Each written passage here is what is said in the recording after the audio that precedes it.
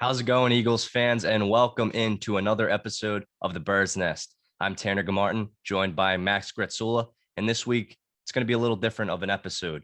The Eagles are getting a much deserved bye this week, joining the Colts, Patriots, and Dolphins. Max, I would say this might be a better bye. I would want this if I am a player on the Eagles. You get this bye week after having a tough stretch of games, and then you're ready for the division matchups that you have going forward.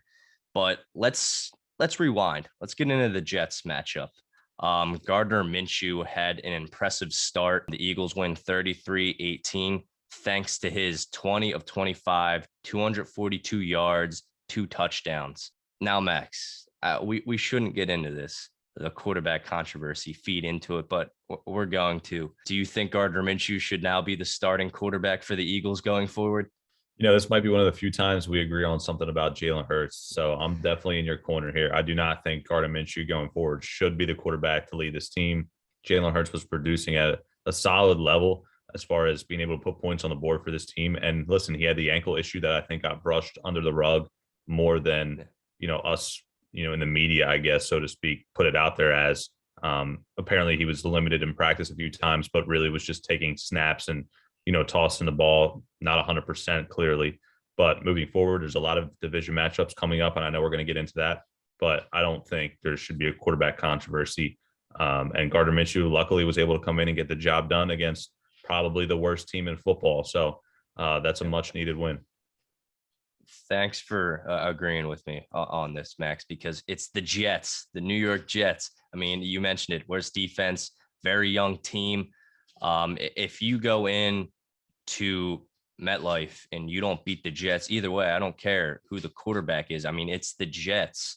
I wouldn't have been surprised if maybe Dallas Goedert was back there under center and did impressive against this New York Jets. But another thing quick I want to touch on from that last game that hopefully maybe this team can build off of is Miles Sanders getting 24 carries. I believe that was a career high.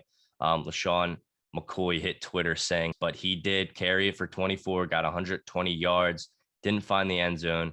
But Kenneth Gainwell, 54 yards on the ground with a touchdown. Max, the run game. We keep talking about it. Some games it disappears, but is the run game something part of this offense that the Eagles really need to depend on going into this last stretch of games, or do you think it's still balanced play? I think the run game is going to need to be relied on heavily. I think Jalen Hurts with his legs, he shows you that he can do something that most quarterbacks can't, and that's be effective running the football. And that's, we saw a few weeks ago 3 rushing touchdowns versus the Saints. So you got to keep that RPO option available. You're probably going to get Jordan Howard back. Hopefully the Miles Sanders ankle issue isn't long-term because I know he got banged up in that game against the Jets as well.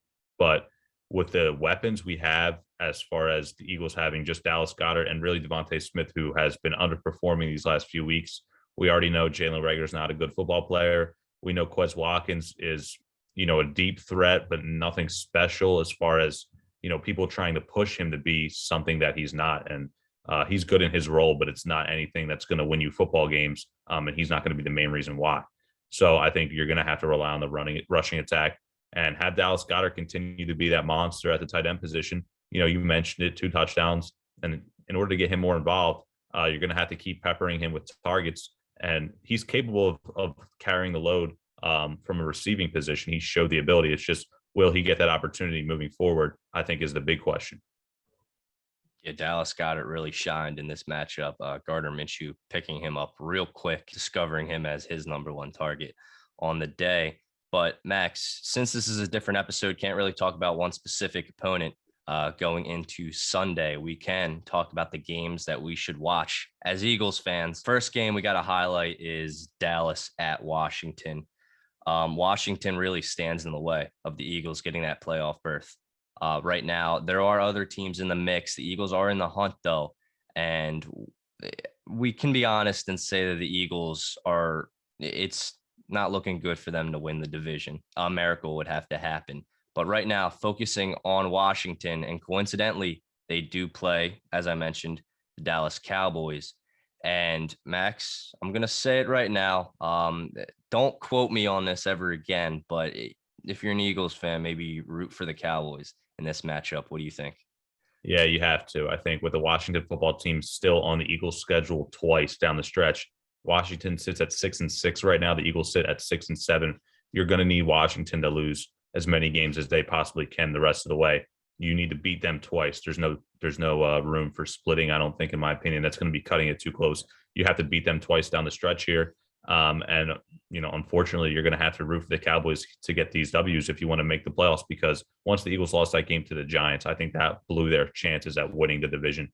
So smart fans need to realize that you have two matchups against Washington. You need to beat them both, or win them both, I should say. And then you're also going to have to play the Cowboys again that last week of the season. You can't lose to the Giants again. In my opinion, the Eagles need to win out. I just don't see how, if they lose again with 8 losses, it's possible that they get in. Like, it's a very slim margin of possibility. But in my opinion, in order to make sure they get in definitely, I think they're going to need to win all 4 of these matchups, considering what we're about to talk about as far as the 49ers in the hunt. The Vikings are in the hunt as well. So there's teams that are really right next to the Eagles as far as trying to get those last couple playoff spots. What are your percentage-wise chance that the Eagles are in the postseason? I think where the Eagles stand right now, I think, do I say they have over 50% chance, under 50% chance? It's hard to tell because these division games and these tiebreakers are going to be so huge. But I like where this team stands. I think right now, the way they're playing and their opponents down the stretch, I think I'll give them a little over 50% chance to get in. I'm pretty confident in this group right now. I always told you the whole way the schedule was so easy down the end of the last stretch of the season with the Giants and the Jets. Still Washington twice on their schedule, so they're going to earn it. If they win these games and they can get into the playoffs regardless, they're going to earn their way in, because if they do get in, that means they're going to have to beat all these teams in their division, and then win the tiebreakers. So when you look at a team that earns their way in, the Eagles, if they can get there, definitely will earn it. Yeah. And look, we're not Vegas or anything. We don't have specific percentage points. We didn't calculate all that. But since the Eagles have basically, and what you were saying, this is all lies in their hands, kind of. If they take care of business against Washington, they don't really have to worry about sitting after a game, watching who beats who, and hoping for an outcome of a specific game. I'll give them over 60% chance of making the playoffs because, once again, it's all in their hands. It's up to them, really, to decide their fate at this point. But Max, going in onto this team, we're in the bye, so we can kind of look back at how this team's performed so far in the season. Has this been a surprising season? Did you think the Eagles would do worse, or is this right where you would expect them to be? Right where I expect them to be. And I think, we can attest to this where our preseason predictions, we talk about the Raiders, we're right there where we really thought we would be. Lose those early games, and then down the final couple of weeks of the season with the weaker opponents, we would pull out and rattle off, I think I said maybe 4 or 5 straight wins. If they can win out the rest of the season, that'll be 4 straight wins. And that's where I had them at preseason, 10-7. I had them going 10-7, losing a bunch of games early, winning a lot down the last few weeks here as we approach the final weeks, and get into the playoffs at 10-7. I think they still have a legit shot at it. Will they win out? If I had to bet right now, I think probably not. The odds are stacked against them as far as winning all 4. But can they go 3-1? Absolutely. I don't see why not. And can they go 4-0? I think they can as well. Jalen Hurts just needs to get healthy and needs to put this team on his back, because this is where we talk, and there's so much controversy about Jalen Hurts and what he can do. Can he be the franchise guy? Well, listen, you got 4 weeks ahead of you right here, Jalen Hurts.